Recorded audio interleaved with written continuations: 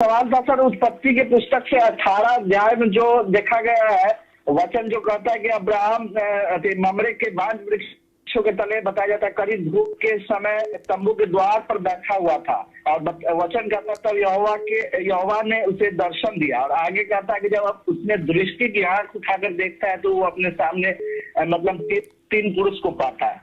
तो हमारा यहाँ पर एक ये सवाल है कि अब्राहम जो है जाता है, मैदा के पीढ़े बनाता है और उसके बाद गाय के बैल का बच्चा अच्छा लिया के उसको खिलाता है। तो वो पुरुष है कि मतलब यहोवा परमेश्वर है कि वो कौन है, इसके विषय में हमको मतलब ये क्लियर होना है कि अगर ईश्वर है तो वो खाना कैसे खा सकता है? वो तो हम सबका सृजन और खालिक मालिक और सृष्टि करता है यहोवा है।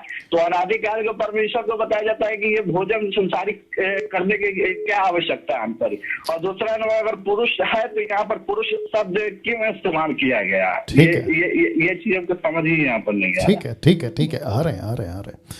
वाह अच्छा, इनसे दो तीन बात तो करना भूल गया। आपका नाम क्या है? जी हमारा नाम सर रोशन कुमार।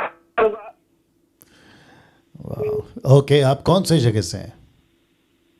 ये हम सर बिहार के मुजफ्फरपुर जिले के रसूलपुर सालिम गांव के। ठीक है। और आप विश्वासी कब से हैं? प्रभु में ये देखिए, मैं जो पूछता हूं ना बस उतना ही बोलना है। नाम पूछा है, नाम बताओ। जगह पूछा है, जगह बताओ। कितने साल से हैं उतना बताओ। आपको नाम पूछते तो पूरा बायोडाटा मत दीजिए। वापस पूछ रहे हैं कितने साल से मसीह हैं? जी आप कितने साल से मसीह हैं? हम सर उम्र हमारा हुआ 26 साल हो चुका है। ओके, अब आपको समझ आ रहा है। पूछ रहा हूँ कितने साल से मसीह हैं तो कह रहे मेरा उम्र 26 साल हो गया। एनीवे हमेशा कहता ना झेल रहा हूँ तो झेल रहा हूँ। Anyway no problem. इनका प्रश्न ये है कि उत्पत्ति के 18वें अध्याय वचन 1 में वो तीन कौन थे? वो इसलिए पूछ रहे हैं क्योंकि वो तीन पुरुष का जिक्र है। फिर ये कहते हैं कि वो खाना कैसे खा रहे हैं? अगर वो खाना खा रहे हैं तो पुरुष खाना खा सकता है, परमेश्वर कैसे खाना खा सकता है? तो अब इनसे पूछना तो मुझे उचित नहीं लग रहा है, क्योंकि अगर पूछूंगा तो ये कुछ और चले जाएंगे। तो उससे बेटर है कि इनको नहीं पूछते, आप लोगों से ही बात करते हैं। और ये वीडियो एडिट होगी, इन तक भी पहुंच जाएगा, आप तक भी पहुंच जाएगा। आप देख लीजिएगा क्या करना है। मुझे एक प्रश्न पूछना है। ये बाइबल दीजिए प्लीज़। मुझे एक प्रश्न पूछना है, पूरे मसीह समाज से पूछना है, सबसे पूछना है। जिसने ये कॉन्सेप्ट निकाला है ना, इसको मैं 30 साल से पढ़ रहा हूँ। इसमें टोटल 66 बुक्स है, उत्पत्ति से प्रकाशित वाक्य तक, फ्रॉम जेनेसिस टू रेवलेशन। ठीक है ना? मुझे एक भी जगह पे अब क्या कहते हैं, अब्राहम के द्वारा, इसहाक के द्वारा, याकूब के द्वारा, मूसा के द्वारा, एलिया के द्वारा, एलिशा के द्वारा, यरमाया, Isaiah, Ezekiel, 3 major and 21 minor prophets, यीशु, पतरस, पौलुस, मुझे कहीं किसी ने नहीं बोला। अगर ये भाई साहब लाइन में हैं तो इनको भी पूछ लेते हैं, मतलब इन्हीं के तरीके में वहीं पे रख के। और नहीं करूँगा, कहीं पे भी किसी ने कहीं पे ऐसा लिखित साफ शब्दों में कि परमेश्वर खाना नहीं खाता, ऐसा कहीं लिखा है? मैंने 30 साल से नहीं पढ़ा। तो जिस चीज को लिखा नहीं है उस पे बहस क्यों? बहस से मतलब है, कुछ लोग करते हैं इसलिए बोला बहस। मुद्दा क्यों?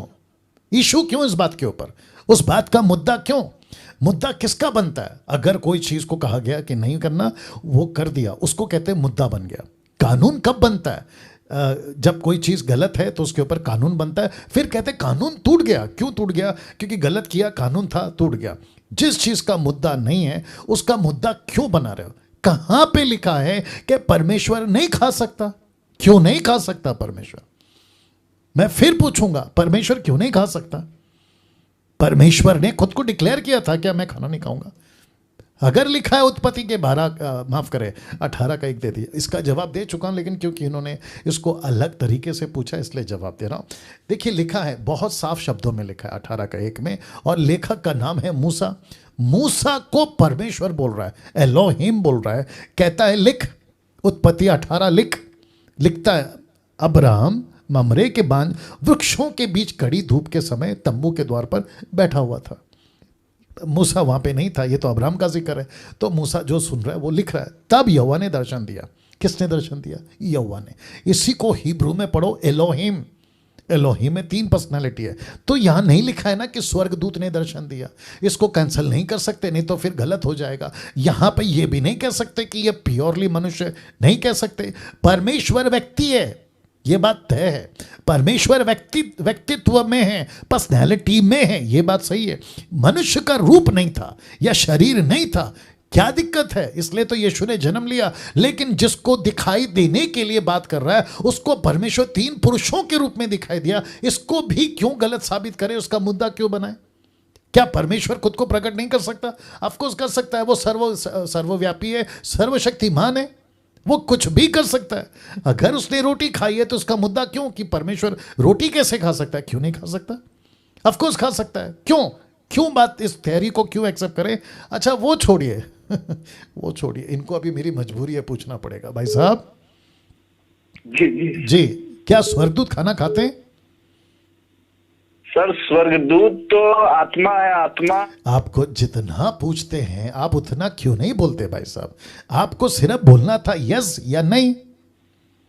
नहीं, स्वर्गदूत तो नहीं खा सकता है। बस, तो वहां पे कौन है आपके हिसाब से? परमेश्वर है या स्वर्गदूत है? जी, आपके हिसाब से परमेश्वर है या स्वर्गदूत है? हमारे करीब में स्वर्गदूत परमेश्वर का पवित्र आत्मा है। स्वर्गदूत तो बताया जाता है कि जिब्राइल। अच्छा छोड़ दीजिए, आप फिर भटक गए, जो कि एक्सपेक्टेड था। चलिए मैं बता देता, अगर इनको लगता है स्वर्गदूत है तो स्वर्गदूत खाना खा सकते हैं। फिर वापस थियरी आएगी, स्वर्गदूत कैसे खाना खा सकते हैं? स्वर्गदूत खाना खाने के लिए परमेश्वर भेजता है तो क्यों नहीं खा सकते?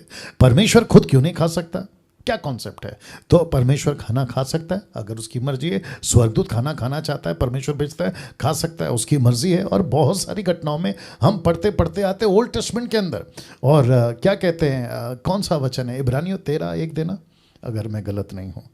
पौलुस कहता है कि न जाने कितने बार तुमने मनुष्य समझ के स्वर्गदूतों की पहुनाई कर दी या सेवा कर दी। आई होप अगर वो मिल जाए तो, या फिर अगर किसी को पता है तो मुझे, नरेंद्र अगर देख रहा है। हाँ, वचन 2 13:2 लिखा है, अतिथि सत्कार करना ना भूलना, क्योंकि इसके द्वारा कुछ लोगों ने अनजाने स्वर्गदूतों का आदर सत्कार किया है। भाई साहब अभी इनके पास फिर आना पड़ेगा क्योंकि इनको जवाब देना है। स्वर्गदूतों का आदर सत्कार अतिथि भाव हुआ है, अतिथि सत्कार हुआ है। इसका मतलब पता है क्या हुआ है? कई लोगों ने स्वर्गदूत को इंसान समझ के उनको घर पर अतिथि सत्कार मतलब खाना भी खिलाया होगा। अब ये क्या है? आपको पूछ रहा हूं भाई साहब, आप जब बात नहीं करते तो बहुत बोलते हैं, जब पूछते कुछ नहीं बोलते। आपको पूछ रहा हूं। तो वो है सर, सेवा सत्कार तो ये किया गया, लेकिन देखिए आप फिर कहीं और चले जाते हो। मैं पूछ रहा हूं, क्या परमेश्वर खाना नहीं खा सकता है? परमेश्वर खाना खा सकता है, लेकिन क्या अलग तरीका है। अरे भाई साहब कोई भी तरीका हो, परमेश्वर खाना नहीं खा सकता है? कहीं पे लिखा है क्या परमेश्वर खाना नहीं खा सकता?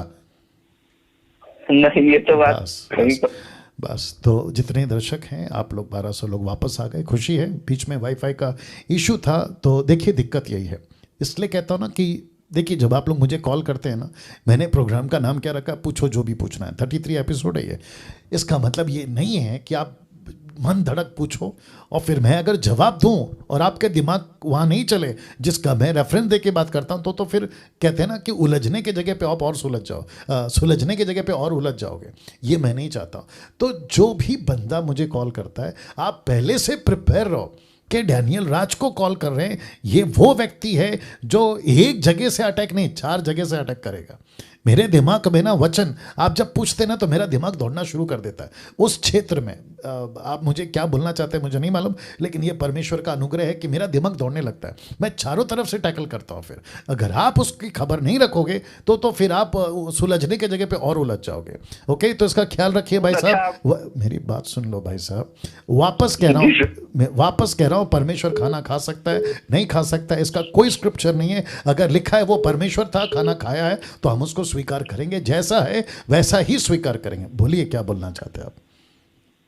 सर ये कहना चाहते हैं 146 अध्याय उसका बताया जाता है 5वां पद में लिखा है कि खुशनसीब है वो शख्स जिसका मददगार ईश्वर। इसराइल का खुदा और जिसका ईमान अपने खुदावंद खुदा पर। कहने का मतलब सर, इसराइल है जो एक छोटा देश है, लेकिन परमेश्वर उसको सामर्थ्यशाली बनाया हुआ। हम भीड़ के इस भारत के दौर में अधर्मियों के बीच में, फिर भी बताया जाता है वो हाथों के हथेली में रखने वाला परमेश्वर आपको हमको संभाले हुआ है। उसी प्रकार से इसराइल का परमेश्वर आपकी हमेशा हिफाजत करे। इसके लिए जैसे हम दिल तमन्ना और जीवित परमेश्वर से प्रार्थना करते हैं दानियल भाई जी, जो बहुत जैसे सच्चाई ईमान के साथ जो है बाइबल के एकदम गहराई डीप तक बताते हैं। इसके लिए हम बहुत बहुत आपको धन्यवाद करते हैं। परमेश्वर से आरजू और यीशु मसीह से जो सबका मददगार है, हमेशा दुआ मांगते रहेंगे। जी बहुत बहुत शुक्रिया, thank you sir, thank you. Wait, next call के लिए इसको कट करो, नेक्स्ट कॉल के लिए रेडी रखो। भाई साहब का आदर, प्यार, बड़प्पन जो भी बोलना है बोल सकते हैं, उनका प्यार था, लेकिन सारी महिमा प्रभु को। लेकिन एक बात, इन्होंने मुझे इज़राइल से कनेक्ट कर दिया। इज़राइल को कैसे परमेश्वर बचा के रखा, पूरी दुनिया में छोटा सा है लेकिन उसके ऊपर अनुग्रह था। सिर्फ इज़राइल पे नहीं है परमेश्वर का अनुग्रह, बहुत ध्यान से सुना। परमेश्वर का अनुग्रह इज़राइल पे भी है, फिलिस्तीन पे भी है, जॉर्डन, आपका middle east, Arab country, China country, African country, Asians country, और उसमें आ गया हमारा भारत। पूरी दुनिया पे परमेश्वर का अनुग्रह। परमेश्वर किसी का पक्षपात नहीं करता। उसने किसी देश को, राष्ट्र को फेवरेट बोला नहीं है या फेवरेट सम का कैटेगरी में नहीं रखा है। परमेश्वर ने पूरी दुनिया से प्यार किया है। कहाँ लिखा है? यूहन्ना 3:16। परमेश्वर ने जगत से इतना प्यार किया, उसने अपना बेटा जगत के लिए दे दिया। ऐसा नहीं लिखा ना इज़राइल के लिए दे दिया। ये बात मैं इसलिए बोल रहा हूँ क्योंकि भाई साहब ने मेरे को इज़राइल से जोड़ दिया। ये बात अलग है कि उनको अभी बहुत सारी बातें समझनी होगी, देर सवेर वो समझ जाएंगे, बट आप लोगों को एजुकेट कर रहा हूँ कि परमेश्वर के लिस्ट में कोई शहर, कोई राष्ट्र, नेशन इंपॉर्टेंट नहीं है। पूरी दुनिया 7.9 बिलियन लोगों उसके फेवरेट हैं। Okay, God bless.